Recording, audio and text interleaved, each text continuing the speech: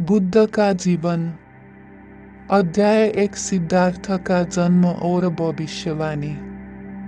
बहुत समय पहले हिमालय की तलहटी में समृद्ध भूमि पर कपिलवस्तु नामक एक छोटा सा राज्य था। देश पर शकों के राजा शुद्धोधन और उनकी पत्नी माया का शासन है। दोनों आदर्श शासक थे जो परोपकारी थे और जनता उन पर गहरा भरोसा करती थी।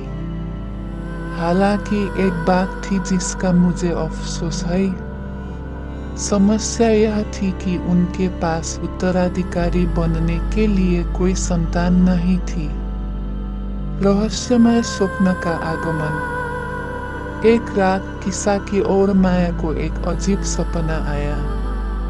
मैं सपना देखता हूँ कि पूर्णिमा की रात के आकाश के नीचे एक शुद्ध सफेद हाथी आकाश से उतरता है और धीरे से मेरी दाहिनी ओर प्रवेश करता है। यह दृश्य इतना रहस्यमय था कि जागने के बाद भी वह मेरे मन में बना रहा। इसका मतलब क्या है? आश्चर्यचकित होकर उसने अपने पति शुद्धोधन को सपने के बारे में बताया और राजा ने तुरंत ज्योतिषियों को अपने दरबार में बुलाया। जिन ज्योतिषियों ने स्वप्न सुना है वे निम्नलिखित कहते हैं। यह एक अच्छे शगुन के अलावा और कुछ नहीं है। किसाकी सामा को जल्द ही एक विशेष बच्चे का आशीर्वाद मिलेगा। वह बच्चा एक ऐसा व्यक्ति होगा जिसका इस दुनिया पर बहुत बड़ा प्रभाव होगा। राजा और रानी खुशी से भर गए। उसके बाद रानी माया के साथ एक चमत्कार हुआ। जैसा कि ज्योतिषियों ने भविष्यवाणी की थी, वह गर्भवती हो गई। पवित्र जन्मस्थान। जब माया अपने कार्यकाल के अंत तक पहुंची तो उसने बच्चे को जन्म देने के लिए अपने माता पिता के घर जाने का फैसला किया। यात्रा के दौरान जब एक लुम्बिनी नामक खूबसूरत जंगल में पहुंचा तो किसाकी को अचानक एक मजबूत श्रम शक्ति का एहसास हुआ। किसाकी को वहीं आराम करने का निर्देश दिया गया और जब उसने जंगल में अशोक के पेड़ को छुआ तो सुंदर फूल नीचे गिर गए, जैसे कि प्रकृति ने उसे आशीर्वाद दिया हो। और उसी क्षण सिद्धार्थ का जन्म हुआ। किंवदंती है कि सिद्धार्थ के जन्म के तुरंत बाद वह 7 कदम चले और हर कदम के साथ जमीन से एक कमल खिल गया। ऐसा कहा जाता है कि जब वह रुका तो उसने अपना दाहिना हाथ आकाश की ओर और अपना बायां हाथ पृथ्वी की ओर इंगित किया और कहा, तेनका तेनका मैं अकेला हूँ।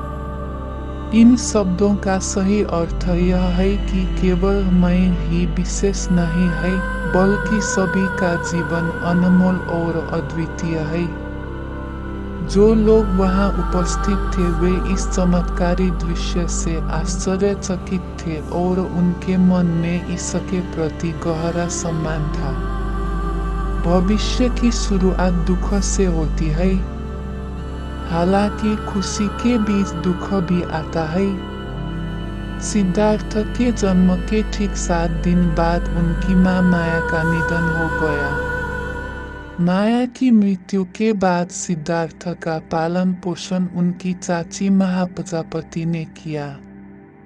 राजा शुद्धोधन ने अपने बेटे के भविष्य को उज्जवल बनाने के लिए हर संभव प्रयास करने की कसम खाई। जब राजा शुद्धोधन ने ज्योतिषियों की भविष्यवाणी सुनी जिसमें कहा गया था यह बच्चा 2 रास्ते चुन सकता है, या तो वह एक महान राजा बनेगा या वह सब कुछ त्याग देगा और एक संत का मार्ग अपनाएगा, राजा शुद्धोधन ने एक निर्णय लिया। मासु। अपने बेटे को बड़ा करके एक महान राजा बनाओ और इस सब जनजाति को और भी समृद्ध बनाओ। बचपन में सिद्धार्थ एक लड़का जो एक विशेष प्रकाश बिखेरता है। सिद्धार्थ ने छोटी उम्र से ही अपनी खासियत दिखा दी थी।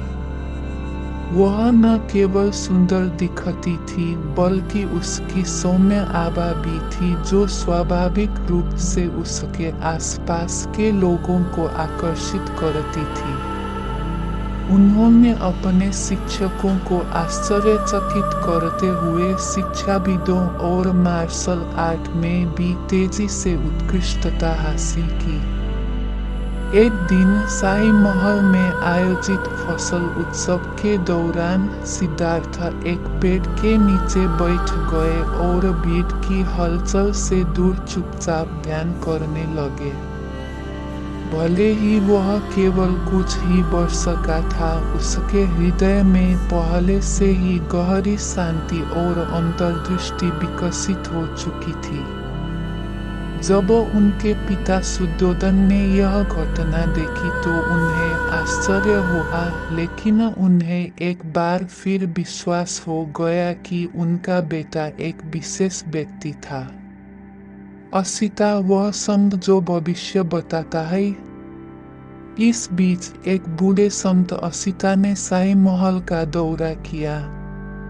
आसिता लंबे बाल और हवा में लहराती हुई दाढ़ी वाला एक आदमी था जिससे उसे एक रहस्यमयी रूप मिलता था, जैसे कि उसने समय के कपड़े पहन रखे हों। जैसे ही उन्होंने बालक सिद्धार्थ को उठाया, उन्होंने चुपचाप आंसू बहा दिए।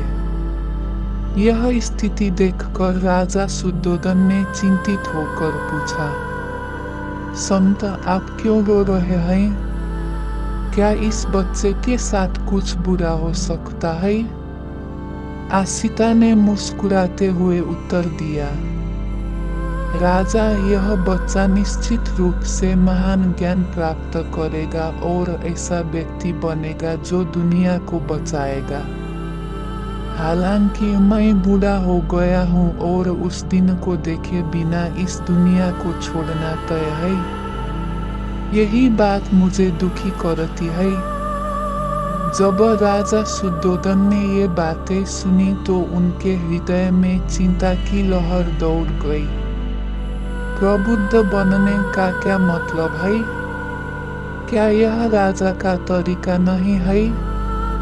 उन्हें दृढ़ता से महसूस हुआ कि उन्हें अपने बेटे को बाहरी दुनिया से बचाना चाहिए और उसे राजत्व के मार्ग पर चलने की अनुमति देनी चाहिए।